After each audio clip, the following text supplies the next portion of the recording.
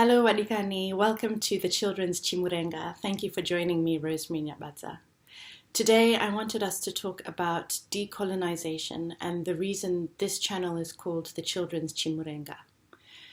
Now, we've had Chimurengas over the course of the history of our beautiful country, and we give gratitude and thanks to Noombera Tichitenda, Madzitate Guru Edu, and all of those who came before to give us the opportunity to enter a new layer of freedom.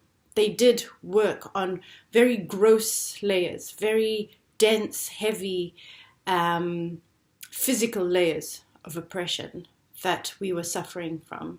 And now they have passed the baton onto us to continue the revolution, but now the revolution is within. And as within, so without, as above, so below. So the more we change within ourselves, the more we see changing around us. So Inyaye decolonization is a big deal because it's not just about gaining physical independence. It's not just about gaining the independence of our land and our countries, but now we have to find the places within us that are still colonized, find the places within us that are institutionalized, that have been set up to follow a set of rules or constraints that are no longer relevant. That may have been relevant historically because we needed to survive. So we just had to get on with it and do whatever we were told was necessary for us to survive. Kutitisarowe, kanoti kutitibadarwe, or whatever. But it's changed now. It's different.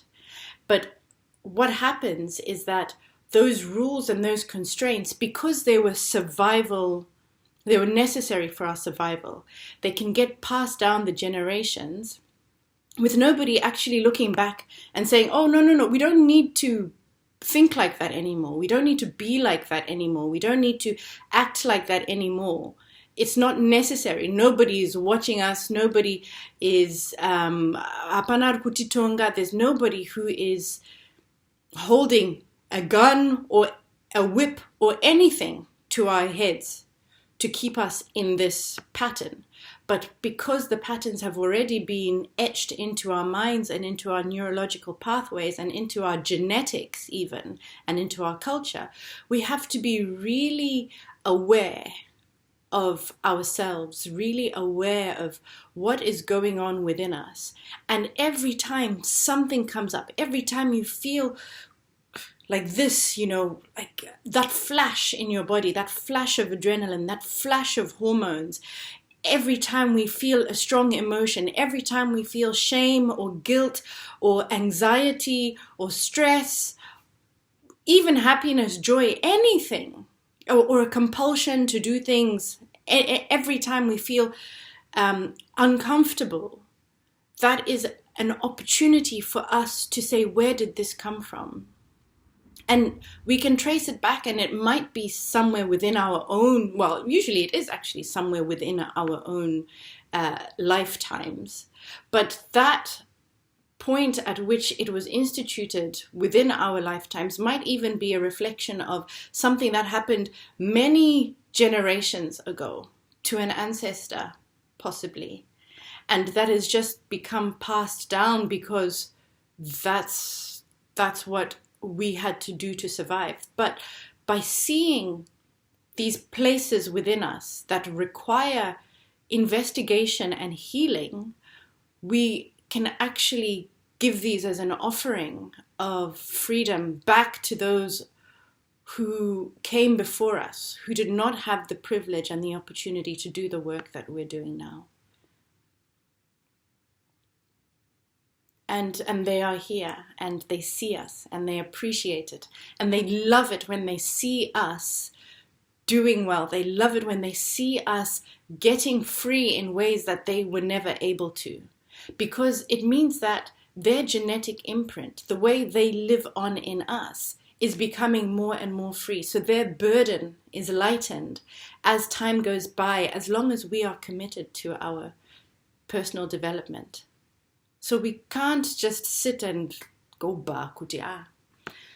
No, it's not. We have to question everything. And now we have the freedom. Now we have the physical freedom to do so.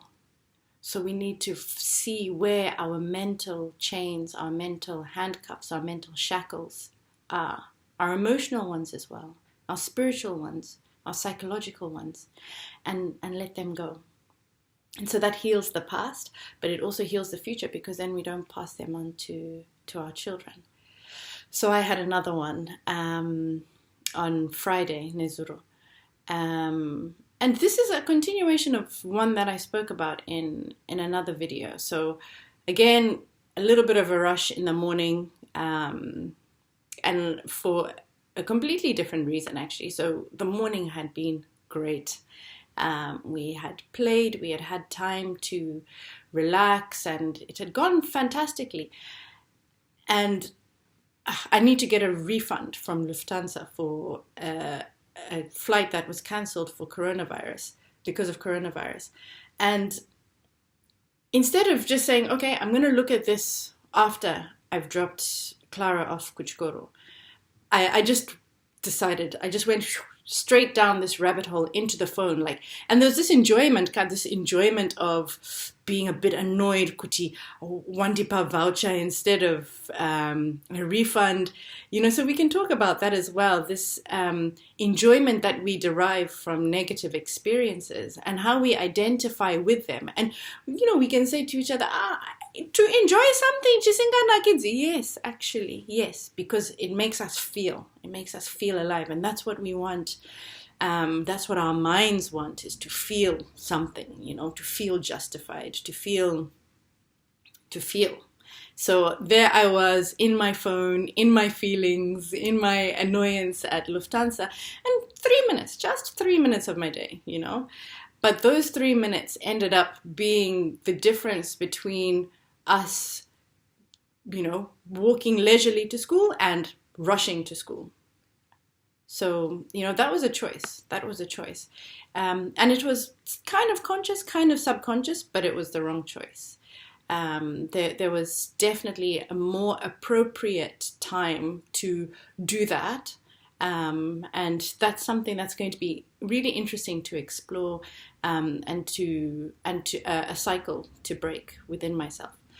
Anyway, we got to school and they'd closed the gate, so we had to go the other way. We weren't even very late, they hadn't done the register or anything. But when they came to open the other gate for us, I said to Clara, so you see why we shouldn't be late for school? We shouldn't be late because then we have to, come this way. And this is what happens when we're late. And I didn't say it in a way that was blaming her or chastising her at all. But I recognized on my way back that she had no part in this at all. She did everything in the morning just swimmingly. But because I could not contain my shame about being late, I could not contain my anxiety about, and there was anxiety about, so how do we look? Do we seem like one worried, disorganized or whatever? And also, I could just not contain that. So instead of just holding it and owning it and being responsible for it, I passed it on to her. And I don't think I passed it on to her in a way that, was like, it ruined her day or anything. But why should I even give her even of that energy? Why should I even give her any of that?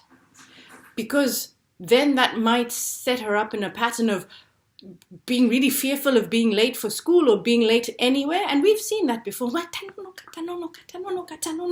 And anyway, all the time. Anyway, because now we're getting into this enjoyment, this negative enjoyment of the sensation of being panicked all the time.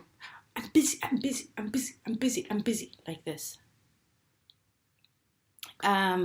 So So I don't want to train her in that way. But then the funny thing is, we were not the last ones there by any means.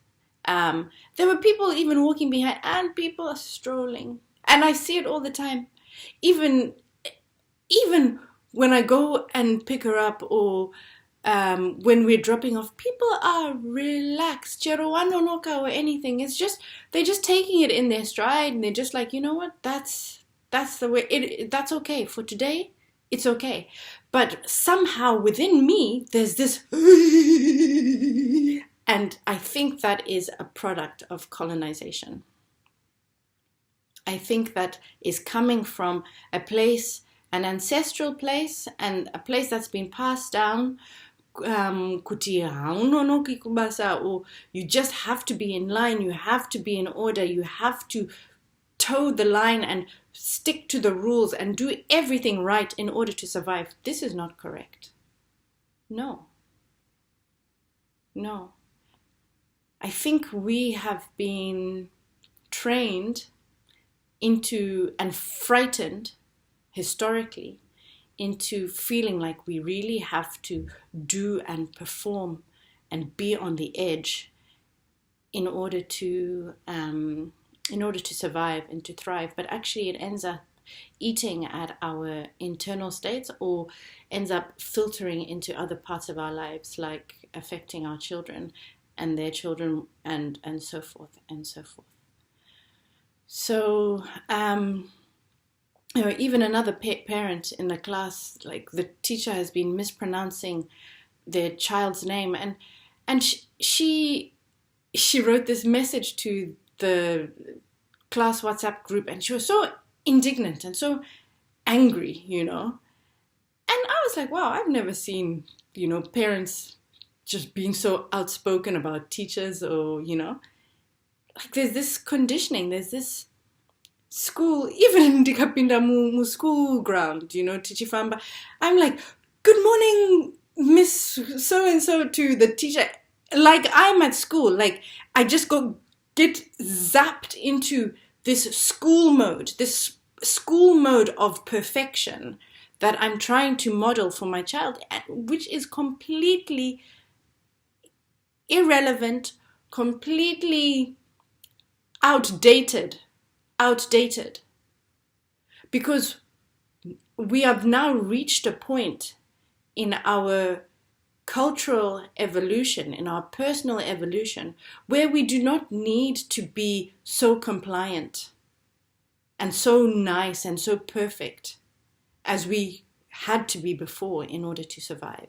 And if we continue these patterns without questioning, we are going to raise a next generation of compliers, a next generation of wanotumwa, instead of the leaders. We're going to raise a generation of compliers instead of a generation of trend setters. So what do you want to be yourself? What do we want to be? Do we want to be consumers or creators? The leaders or the led? Relaxed or stressed? Anxious or easy? So when we see these, when we have these feelings inside ourselves, this is a wonderful opportunity to say, where is this coming from? Is this necessary? Is it still relevant? Is this outmoded? Because we are moving on.